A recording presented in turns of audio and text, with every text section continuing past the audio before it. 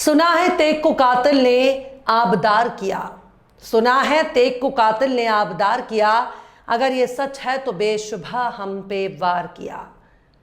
सलाम, नमस्ते, सत श्री अकाल। मैं हूं आपके साथ हर्षिता मिश्रा और आप देख रहे हैं टाइम्स मेल।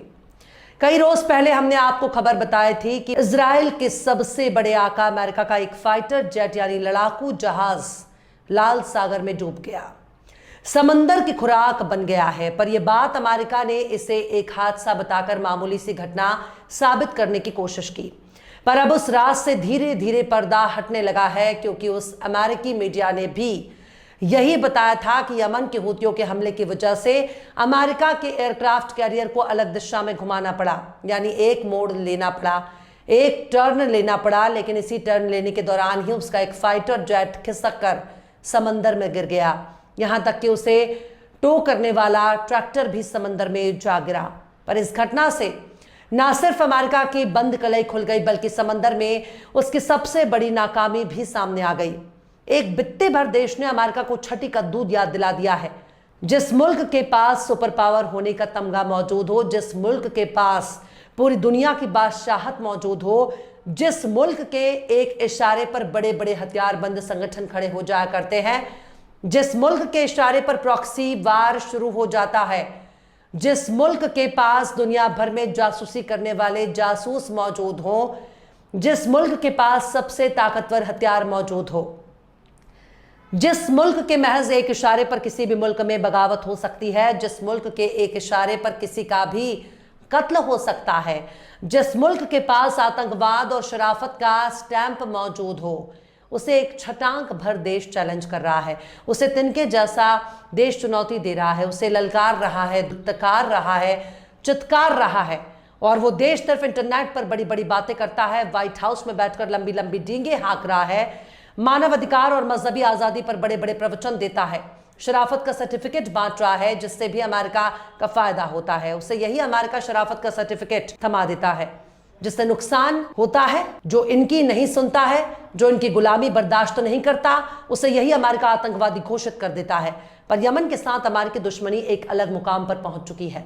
आखिर कैसे यमन से पंगा लेकर खुद की बेइज्जती करवा रहा है अमेरिका? आखिर कैसे अपनी नाकामी को छुपाने के लिए बहाने बना रहा है सुपर पावर? आखिर कैसे यमन के हूती ने समंदर में काट दी ट्रंप की नाक? आखिर कैसे यमन में अमेरिका की इज्जत हो रही है खाक? बताएंगे आपको और भी बहुत कुछ। लेकिन आप अगर हमारे चैनल पर नए हैं और पहली बार हमारी वीडियो को देख रहे हैं, तो आप हमारे चैनल टाइम्स मेल को सब्सक्राइब कर लें, वीडियो को लाइक कर दें और बेल आइकन का नोटिफिकेशन बटन भी आप प्रेस कर दें, ताकि बिना देरी हमारी हर खबर आपको मिलती रहे। लौटते हैं अब खबर की तरफ। यमनी आर्म्ड फोर्स के बयान देने वाले ब्रिगेडियर जनरल याह्या सारी ने बताया कि उन्होंने अमेरिकी जंगी जहाज यूएसएस कार्ल विंसन और इसके साथी जहाजों पर अरब सागर में ड्रोन से हमला किया। उन्होंने कहा कि हमने कार्ल विंसन और इसके कई जहाजों पर कई ड्रोन से हमला किया। याह्या सारी ने कहा कि यह हमला एक दिन पहले यूएसएस हैरी एस ट्रूमैन नाम के दूसरे अमेरिकी जहाज पर कामयाब हमले के बाद हुआ। ट्रूमैन पर हमले ने उसे लाल सागर के उत्तरी हिस्से की तरफ स्वेज नहर की ओर पीछे हटने पर मजबूर किया। इस हमले में एक F-18 जंगी जहाज मार गिराया गया और यमन पर होने वाला अमेरिकी हवाई हमला नाकाम हुआ। ट्रूमैन को मिसाइल और ड्रोन से लाल सागर के उत्तरी छोर तक खदेड़ा गया। हूतियों ने सिर्फ अमेरिका पर ही हमला नहीं किया, बल्कि इजराइल पर भी हमला किया। याह्या सारी ने बताया कि उन्होंने फिलिस्तीन के कब्जे वाले इलाकों में भी हमले किए। हमने याफा इलाके में इजरायली फौजी ठिकानों पर 3 याफा ड्रोन से हमला किया। साथ ही अश्कलोन में एक अहम इजरायली ठिकानों पर 1 याफा ड्रोन से हमला किया। याह्या सारी ने कहा कि हम अपने लोगों और आज़ाद मुल्कों को यकीन दिलाते हैं कि खुदा की मदद से हम दुश्मन का मुकाबला करने में कादिर हैं, चाहे उसकी ताकत कितनी भी हो। अंसारुल्लाह यानी यमनी हूतियों ने कहा कि खुदा की मेहरबानी से हमने अमेरिकी हमले को नाकाम कर दिया। हम खुदा पर यकीन के साथ दुश्मन से मुकाबला करते रहेंगे। हम गजा के मजलूम फिलिस्तीनियों की मदद तब तक करेंगे जब तक इजराइल के हमले रुक नहीं जाते और गजा की नाकाबंदी खत्म नहीं होती। अमेरिका ने कुछ दिन पहले दावा किया था कि उनका एक F-18 सुपर हार्नेट जंगी जहाज यूएसएस हैरी एस ट्रूमैन पर खींचते वक्त गलती से समंदर में गिर गया था। अमेरिकी नौसेना ने कहा था कि लाल सागर में उनके बड़े जहाज यूएसएस हैरी एस ट्रूमैन से एक F-18 सुपर हार्नेट जंगी जहाज और एक खींचने वाली मशीन समंदर में गिर गई थी। ये जहाज यमन पर लगातार बमबारी कर रहा है। नौसेना ने सोमवार को कहा कि 28 अप्रैल को यह हादसा हुआ। सब लोग सुरक्षित हैं, सिर्फ एक नाविक को छोटी चोट लगी है। हालांकि अमेरिकी नौसेना ने कहा कि वो इस हादसे की असल वजह जानने के लिए पूरी तहकीकात शुरू कर रही है। लेकिन अगर गौर से देखा जाए, उस वक्त भी यही सवाल खड़ा हुआ था कि ऐसा कैसे हो सकता है। क्या हूतियों के हमले की वजह से अमेरिका का जहाज डूब गया, या फिर यह महज एक हादसा था? क्योंकि हूतियों के हमले से एयरक्राफ्ट कैरियर टर्न ले रहा था और उसी दौरान ऐसा हादसा हो गया। इस बात की चर्चा भी तेज हो गई थी कि यह जंगी जहाज शायद यमनी हूतियों ने मार गिराया हो, ना कि सिर्फ खींचने की गलती थी। फरवरी में ट्रूमैन एक मालवाहक जहाज से टकरा गया था, जिससे जहाज को पानी की सतह के ऊपर नुकसान हुआ। ये जवाबी हमले तब हुए जब यमन पर अमेरिका की अगुवाई में जोरदार बमबारी हो रही है। सना के वजारत इंसाफ के मुताबिक हाल के हफ्तों में 1300 से ज्यादा आम लोग मारे गए या जख्मी हुए, जिनमें कई औरतें और बच्चे शामिल हैं। अमेरिका पर वॉर क्राइम जंगी का इल्जाम लग रहा है क्योंकि उसने सादा में मुहाजिरों की जेल पर ताजा हमला किया, जिसमें GBU 39 बंकर बस्टर बम इस्तेमाल हुआ। यह बम दुनिया में मना है और इसका इंसानी नुकसान बहुत बड़ा है।